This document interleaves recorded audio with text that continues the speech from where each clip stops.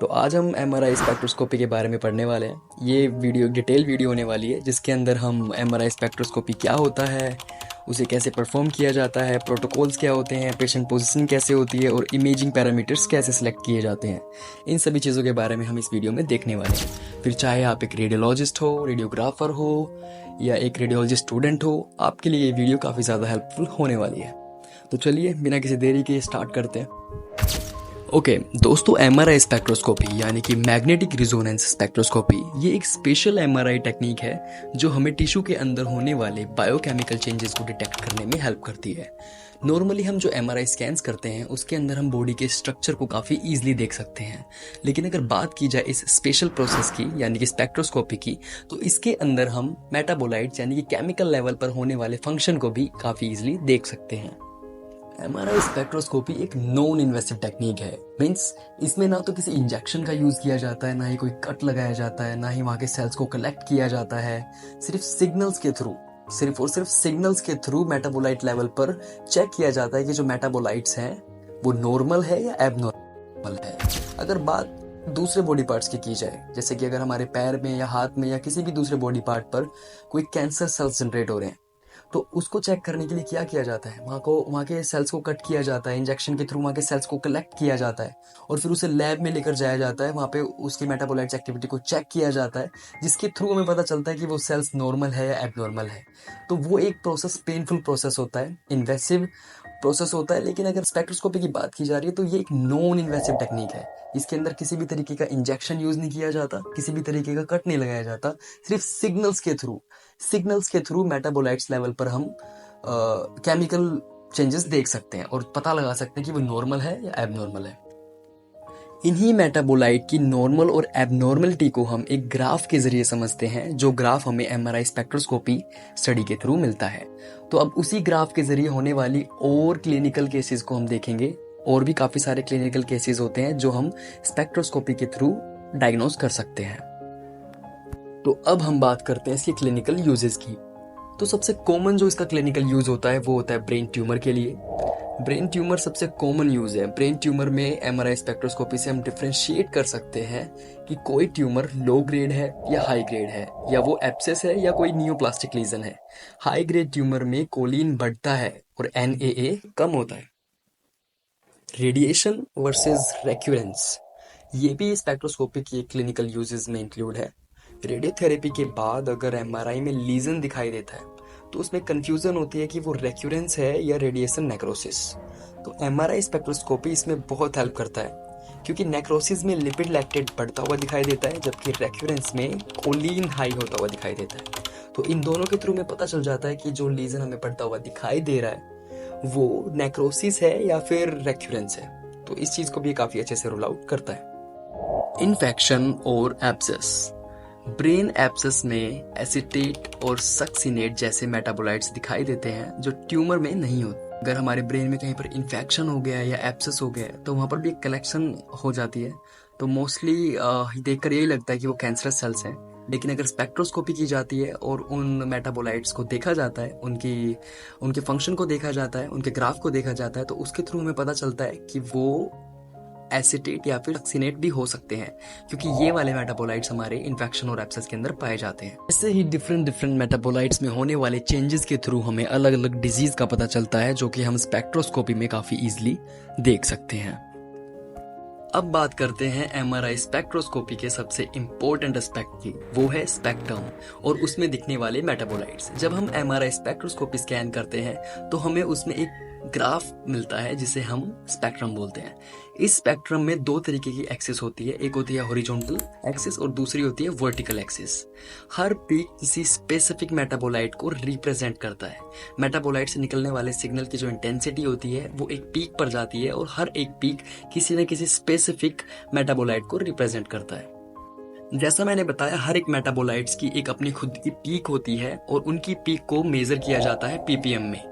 Ppm की full form होती है पार्ट्स पर मिलियन। अब ऐसे ही हम कुछ मेटाबोलाइट्स की पीपीएम देखते हैं, जैसे कि एनए की जो पीपीएम पीक होती है वो होती है 2.0। ये एक न्यूरोनल मार्कर है। जब न्यूरॉन सेल्स हेल्दी होते हैं तो एनए नॉर्मल होता है। अगर किसी डिजीज में न्यूरॉन डैमेज हो जाते हैं जैसे कि मल्टीपल स्क्लेरोसिस, इन्फार्क्ट या फिर ट्यूमर, तो उसमें Na कम हो जाता है। ऐसे ही और भी काफ़ी सारे मेटाबोलाइट्स जैसे कोलिन, क्रिएटिन, लैक्टेट, लिपिड और मायोइनस्टॉल। अगर कोलिन की बात की जाए तो उसकी पीपीएम पीक 3.2 होती है। ये सेल मेम्ब्रेन टर्नओवर का मार्कर होता है। हाई ग्रेड ट्यूमर में कोलिन बढ़ता है क्योंकि रैपिडली डिवाइडिंग सेल्स के मेम्ब्रेन टर्नओवर ज़्यादा होता है। अगर बात क्रिएटिन की जाए तो क्रिएटिन की पीपीएम पीक 3.0 होती है। ये एनर्जी मेटाबॉलिज्म का मार्कर होता है। ये यूजुअली स्टेबल होता है और इंटरनल रेफरेंस के रूप में यूज होता है। लैक्टेट की बात की जाए तो उसकी जो पीपीएम पावर होती है वो 1.3 होती है। ये एक एनारोबिक मेटाबॉलिज्म का मार्कर है। जैसे हाइपोक्सिया, नेक्रोसिस या फिर एप्सिस में लैक्टेट हमें बढ़ता हुआ दिखाई देता है। जो ग्राफ होता है उसमें ये बढ़ता हुआ दिखाई देगा। लिपिड लैक्टेट की अगर बात की जाए तो ये दोनों मेटाबोलाइट्स आपस में साथ में होते हैं, लेकिन अगर इनके पीपीएम पावर देखा जाए तो दोनों में डिफरेंशिएट क्या होता है। लैक्टेट में सिर्फ 1.3 पीपीएम होती है, जबकि लिपिड लैक्टेट को 0.9 से 1.3 में भी मेजर किया जा सकता है। जो लिपिड सेल्स होते हैं, लिपिड मेटाबोलाइट्स होते हैं, ये सेल डेथ या फिर नेक्रोसिस में लिपिड की पीक हाई ले जाते हैं। अब हाई ग्रेड ग्लायोमा, मेटास्टेटिस या फिर रेडिएशन नेक्रोसिस में ये प्रोमिनेंट होते हैं। मतलब इनका अगर हाई ग्रेड जा रहा है तो ये रीजन होते हैं मेटास्टेटिस या फिर रेडिएशन नेक्रोसिस के। अगर मायोइनस्टॉल की बात की जाए तो ये इसकी जो पीपीएम पीक होती है वो होती है 3.5, जो कि ग्लायल सेल का मार्कर है। अल्जाइमर डिजीज और ग्लायोसिस में ये काफी ज्यादा इसकी जो पीक होती है वो बढ़ती है और ग्राफ में बढ़ती हुई दिखाई देती है। तो ये कुछ मेटाबोलाइट्स हैं जो कि हमें स्पेक्ट्रोस्कोपी के थ्रू हमें अलग अलग डिजीज के बारे में, नॉर्मल और एब्नॉर्मलिटी के बारे में दिखाते हैं। एमआरआई स्पेक्ट्रोस्कोपी करते टाइम हमें टीई को भी ध्यान में रखना काफी ज्यादा इंपॉर्टेंट होता है। यस, टाइम ऑफ इको की बात मैं कर रहा हूँ। टाइम ऑफ इको को ध्यान में रखना इसलिए जरूरी होता है कि हमारे कुछ मेटाबोलाइट्स जो कि हाई टाइम ऑफ इको में दिखाई देते हैं, तो कुछ मेटाबोलाइट्स हमारे शॉर्ट टाइम ऑफ इको में दिखाई देते हैं। जैसे अगर हम शॉर्ट टी रखते हैं, 35 ms रखते हैं, तो उसमें ज्यादा मेटाबोलाइट दिखाई देते हैं, जैसे कि मायोइनस्टॉल, ग्लूटामिन। अगर हम लॉन्ग टी रखते हैं, 144 ms का अगर हम टी चलाते हैं, टाइम ऑफ इको चलाते हैं, तो उसमें लैक्टेट की इन्वर्टेड पीक क्लियरली दिखाई देती है। तो हमें डिपेंड करता है कि हमें किस तरीके के मेटाबोलाइट को रोल आउट करना है, तो उसके अकॉर्डिंग हम ये T time of echo set करते हैं। लेकिन मोस्टली अगर हर मतलब जगह पर जो एमआरआई स्पेक्ट्रोस्कोपी किया जाता है वहाँ पर हम शॉर्ट और लॉन्ग दोनों टी वाले स्पेक्ट्रोस्कोपी सीक्वेंसेस को रन करते हैं, जिससे हमें छोटे और बड़े हर तरीके के मेटाबोलाइट्स काफी इजीली दिखाई दे जाते हैं। तो दोस्तों, एमआरआई स्पेक्ट्रोस्कोपी में जो ग्राफ या स्पेक्ट्रम मिलता है उसमें छुपी हर पीक एक मेटाबॉलिक एक्टिविटी को रिप्रेजेंट करती है। इन्हें समझना ही एमआरआई स्पेक्ट्रोस्कोपी का असली गेम चेंजर है। ओके, तो अब हम बात करते हैं एमआरआई स्पेक्ट्रोस्कोपी के एक्चुअल स्कैनिंग प्रोटोकॉल, पोजीशन और पैरामीटर्स की, जिसका सही होना बहुत जरूरी है ताकि हमें एक्यूरेट और रिलायबल रिजल्ट मिल सके। तो सबसे पहले हम बात करते हैं सीक्वेंस टाइप की। तो दो तरीके के सीक्वेंस हम एमआरआई स्पेक्ट्रोस्कोपी के लिए यूज कर सकते हैं, जिसमें फर्स्ट सीक्वेंस आता है जिसे हम बोलते हैं प्रेस यानी कि पॉइंट रिजॉल्व्ड स्पेक्ट्रोस्कोपी। ये सबसे कॉमनली यूज टेक्निक है क्योंकि इसमें सिग्नल टू नॉइज रेशियो ज्यादा होता है। मोस्टली ब्रेन लीजन के लिए हम इसी का यूज करते हैं। अगर दूसरे सीक्वेंस की बात की जाए तो उसे हम स्टीम बोलते हैं, स्टिमुलेटेड इको एक्विजिशन मोड। ये शॉर्ट इको टाइम के लिए सुटेबल होता है, लेकिन सिग्नल टू नॉइज रेशियो इसमें काफी कम होता है। जब लो टीई पर मेटाबोलाइट जैसे मायोइनस्टॉल देखना हो तो उसके लिए बेस्ट होता है। इसके बाद हम बात करते हैं टाइम ऑफ इको की, जो कि मैं आपको पहले भी बता चुका हूँ। टाइम ऑफ इको दो तरीके से हम इसके अंदर रन कर सकते हैं, शॉर्ट में और लॉन्ग में। अगर शॉर्ट टी की बात की जाए तो हम 30 से 35 रखते हैं। इसमें ज़्यादा मेटाबोलाइट्स डिटेक्ट होते हैं, जैसे मायोइनस्टॉल, ग्लूटामिन, ग्लूटामेट। बिगनर्स को इंटरप्रेशन थोड़ा टफ लग सकता है इसके अंदर, बट शॉर्ट टी भी कहीं ना कहीं हेल्पफुल होता है। अगर बात लॉन्ग टी की जाए, जिसमें हम जो टी रखते हैं वो 135 से 144 ms रखते हैं, इसमें मेजर पीक क्लियर दिखाई देती है, जैसे कि Na, कोलिन, क्रेटिन, लैक्टेट। इन सभी की पीक काफी ज्यादा अच्छे से दिखाई देती है और इसे पढ़ना और समझना भी काफी ज्यादा इजी होता है। ओके, तो अब हम बात करते हैं टाइम ऑफ रिपीटेशन की। टाइम ऑफ रिपीटेशन यानी कि टीआर की अगर हम बात करें तो कॉमनली जो टीआर रखा जाता है वो 1500 से 2000 ms रखा जाता है। ज्यादा टीआर लेने से लॉन्गिट्यूडनल रिलैक्सेशन पूरा होता है और मेटाबोलाइट्स के सिग्नल्स रिलायबल मिलते हैं। तो इसीलिए इसमें हम जो टाइम ऑफ रिपीटेशन रखते हैं वो 1500 से 2000 के बीच में रखते हैं।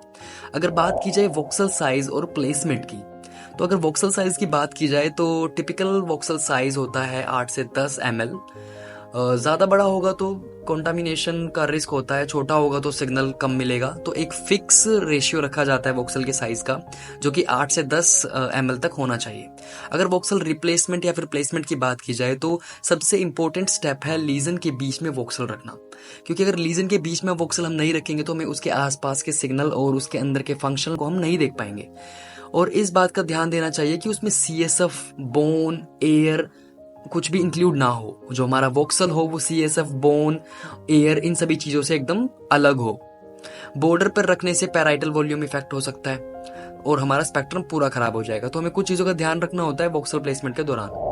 अगर बात की जाए वाटर सप्रेशन की, MRI स्पेक्ट्रोस्कोपी में वाटर का सिग्नल बहुत ज़्यादा स्ट्रॉन्ग होता है, इसीलिए वाटर सप्रेशन मैंडेटरी होता है।